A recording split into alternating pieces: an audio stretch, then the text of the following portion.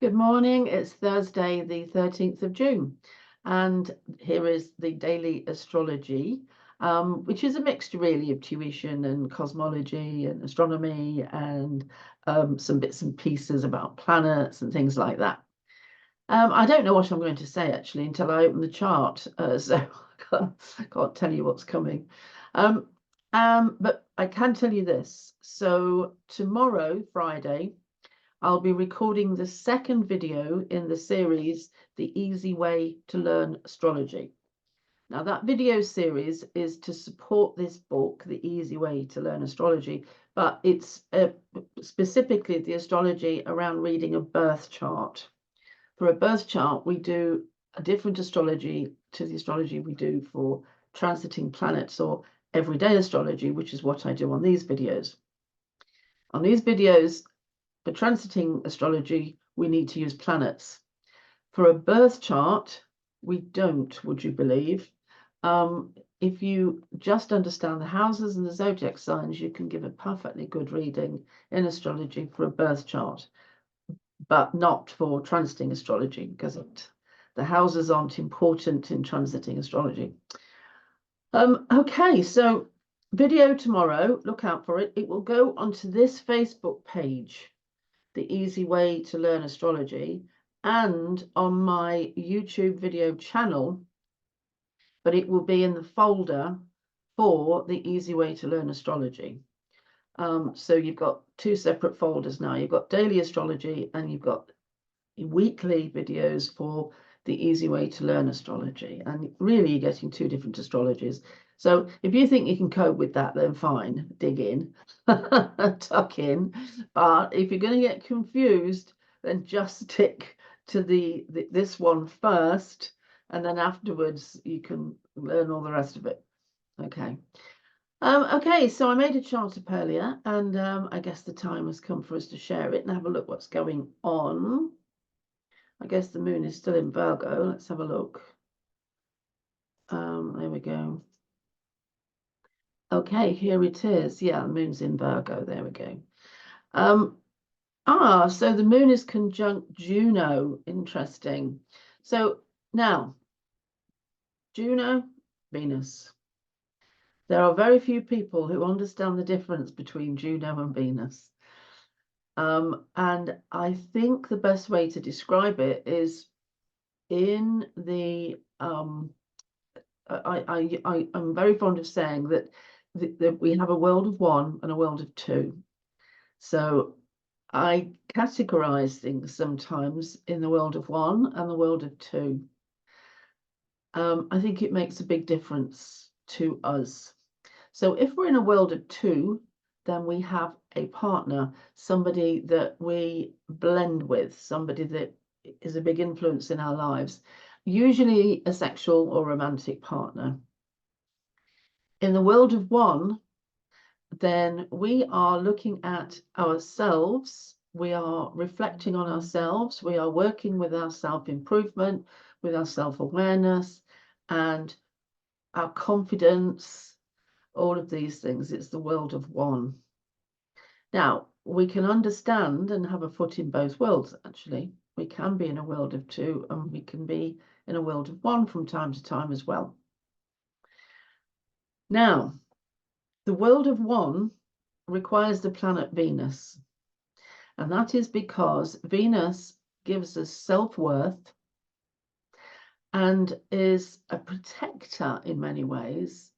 Venus will give you the ability to protect yourself, but Venus will also give you the ability to look after yourself, to admire yourself. It's an attractor and a magnetic kind of attraction, but it also gives you success and achievement. So let me give you an example. So let's say that we've got little villagers living in mountains, and this village decides that it's going to go and rob the next village, and they're going to take away their chickens. So they will pray to Venus to give them a successful raid so that they can go and get all their neighbors' chickens for themselves. Now, that's pretty basic stuff I've just described there, but that is one of the things that Venus was well known for and praised for and hallowed thousands of years ago. Acquisition. The goddess was seen to have two faces, and she wasn't really seen, I don't think, as a goddess for oneness or the world of one, but she was seen for helping people to get what they want and identifying what they want. And identifying what you want, you really need to know yourself, and you have to have confidence in yourself.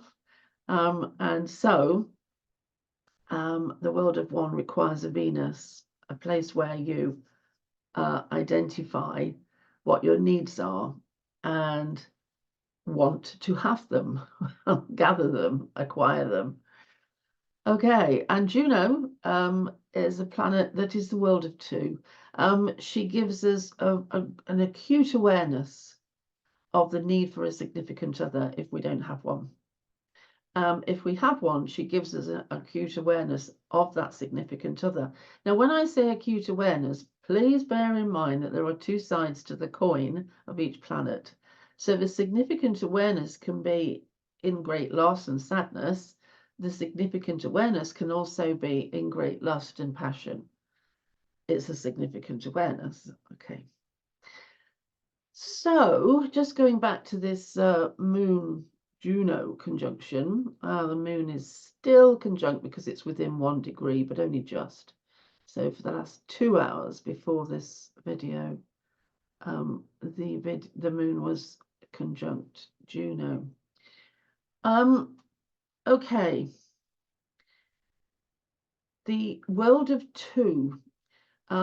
It starts really in a really basic way when we're at school and we fancy the lad on the front row or our mate's friend or something like that. It goes all the way through serious dating and meeting people and having fun, or right into courting. That's an old-fashioned word. Going steady, that's an old-fashioned word.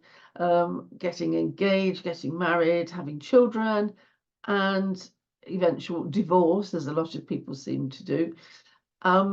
Juno is in that world of two, but she's also in the world of two when it comes to other types of partnership. So business partnership, anybody we might be in combat with who is what we would call a significant other.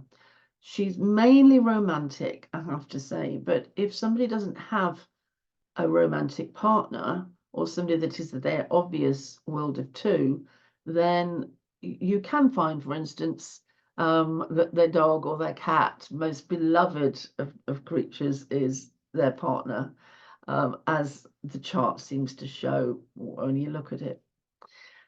Anyway, so I just thought I'd explain that now. Not many people use Juno. Juno is an asteroid. I use 4 important asteroids. There is an asteroid belt in between Mars and Jupiter, and for me they're very important because all of those asteroids give us information about processes of change and moving and growing. Okay, so that was a long one, wasn't it, on something quite insignificant. We've got the sun in Gemini, and we've got the moon in Venus, and Venus is going to move up to 22 degrees today. And when it does, it is squaring the sun. And that, as I have explained on a previous video, is very important. When the moon squares the sun, there is a disjointedness for all of us, right? Our universe is disjointed. It is aggravated. One bit of it isn't getting on with the other bit. Something isn't running smoothly. There's a thorn in your side or a pebble in your shoe. Right, so this always picks up one of the crosses. Remember the crosses, the modalities is the formal word.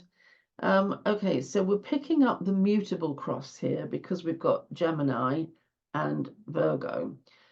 If you remember, Gemini is opposite Sagittarius, Virgo is opposite Pisces. Can't get my words out. And they form a cross, and this is called the mutable cross. The similarities between Gemini and Virgo, there are a few similarities. They have the same ruler at the moment. Mercury is naturally the ruler of Gemini, but it's sort of a half ruler of Virgo as well. I think the biggest difference between these two zodiac signs, the reason they get irritated with each other, they're in square, is because Virgo concentrates on minute detail. I mean, really minute detail. I mean, ridiculously nano small detail. Whereas Gemini gets bored with that and just wants to kind of like get more of an overview and a bigger picture. I mean, even Gemini's overall view doesn't need to be huge. It's not a macro worker. Sagittarius, the opposite sign to Gemini, is the macro vision. Gemini tends to want to work more in smaller parcels, if you like, smaller ideas and things. But when it comes to Virgo, Virgo really takes it into the infinitesimally small attention to detail thing. And even Gemini at that point goes, oh my God, this is so boring. Why are we attending to this minute detail? So I think that's one of the things that irritates them. Virgo, much more adapted to land. It's an earth sign, much more adapted to acquisition, much more worried about things. I'm worried about my car, my pension, money coming in, keep checking the bank statement. Virgos actually take pleasure out of checking bank statements and accounts. Gemini, well, it's okay. I don't mind doing it occasionally, but, you know, I don't live my life by it. So there are differences based on the difference between air, which is much more free and wanting to remove all boundaries, be free and go all over the place. And Virgos need to stay and pay attention to the detail. There you go. I've probably used up all the time now. I haven't been checking, and so I'm just going to have to say, let's finish. Wait a minute. Let's stop the share. There we go. So I hope that was useful.